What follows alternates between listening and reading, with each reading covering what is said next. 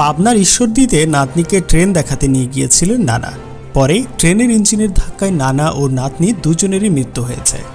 আজ বৃহস্পতিবার সন্ধ্যায় উপজেলার পাকশী ইউনিয়নের বাঘাইল এলাকায় এই দুর্ঘটনাটি ঘটে। নিহত দুইজন হলেন উপজেলার উত্তর বাঘাইল গ্রামের বাবুল সর্দার এবং চর মিকারমারি গ্রামের ইসমাইল হোসেনের মেয়ে মুনতাহা। ঈদের ছুটিতে মায়ের সঙ্গে মুনতাহা নানা বাবুল সর্দারের বাড়িতে বেড়াতে এসেছিল।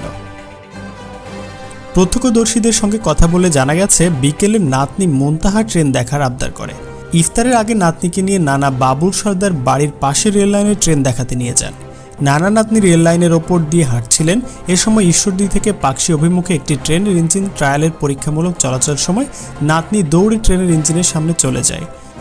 বাবুল সর্দার নাতনিকে বাঁচাতে গেলে ট্রেনের ইঞ্জিনের চাকায় কাটা পড়ে ঘটনাস্থলে মারা যান। মুনতাহাও গুরুতর আহত হয়।